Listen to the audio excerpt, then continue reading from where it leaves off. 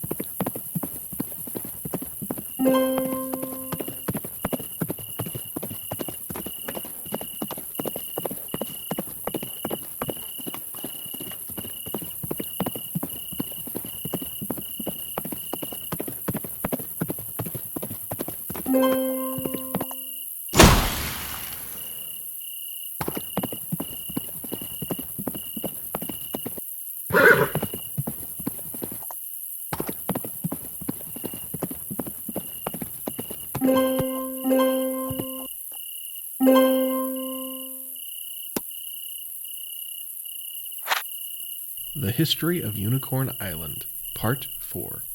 In the weeks and months following Wall Day, the unicorns of Unicorn Island tried to do their best to return life to normal. It was no easy task.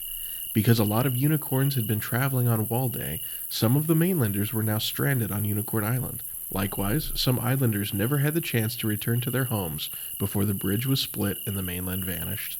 The worst part is that no one knew if those islanders were dead or alive. No one knew what happened to the mainland. Those mainlanders who were stranded were difficult to console. They had lost their homes and their loved ones. The islanders did their best to provide food, shelter, and comfort, but there was little of all three to go around. Foals had lost parents and parents had lost foals. It was the worst disaster in the history of Unicorn Island. It was the type of thing from which the unicorns would never truly heal. McCary was a very young foal on Wall Day. She was also very fortunate because her father had decided not to go to the mainland that day. This was something that her mother always mentioned. When McCary's mother would say, "And aren't you glad that your father didn't go to the mainland on that dreadful day?" McCary knew that it was equal parts gratitude and fear for what might have happened. Everyone had their very own Wall Day story. It was the days and weeks after Wall Day that affected McCary more. Her whole family jumped up to help the islanders and stranded mainlanders as much as they could. There had even been a mainlander living with McCary's family for a few days. His name was Formstall. He cried a lot, and then one day he got so angry that McCary was afraid he was going to hurt her father. Instead, her father simply told Formstall that he had to find a new place to live. McCary watched Formstall walk away from the house.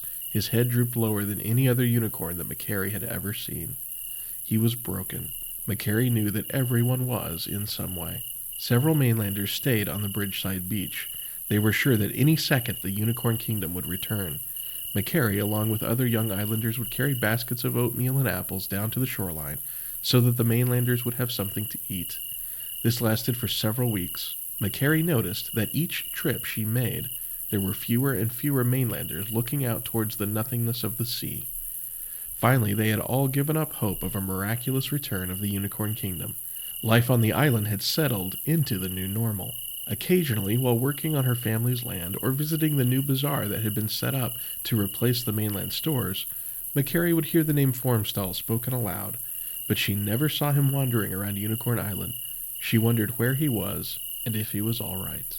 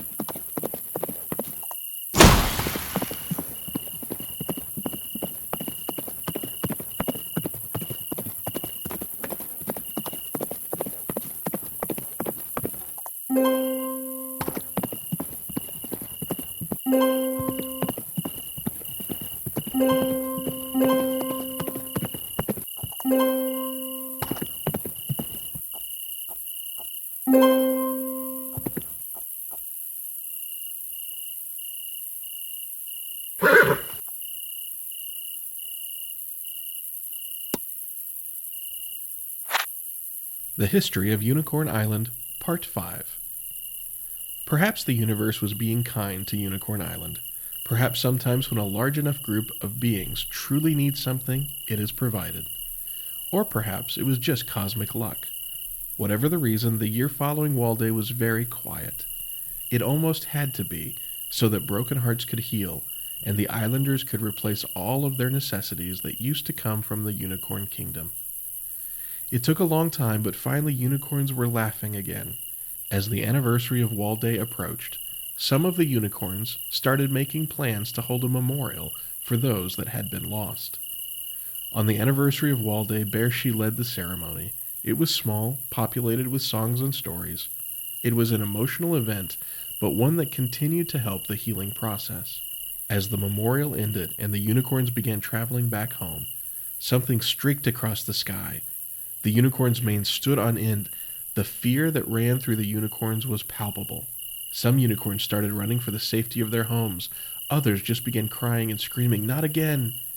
The sky turned purple just as it had done on Wall Day. Everyone braced themselves for another disaster. What would happen? Would Unicorn Island be split in two? Would it be destroyed? Finally, the purple sky seemed to crack open and return to the normal night sky that everyone on the island knew and loved. Butterflies began appearing across Unicorn Island. They would fly in small groups and would glow with tremendous colors. They were beautiful. Some of the unicorns turned their tears of fear into tears of joy. Surely this was a closure. Whatever energy had caused the mainland to disappear had brought these beautiful butterflies to the island as a sort of apology. Some unicorns immediately doubted the butterflies. Why would they want anything given to them by the purple sky? Macari slowly approached one of the fluttering groups of butterflies. They glowed a bright green.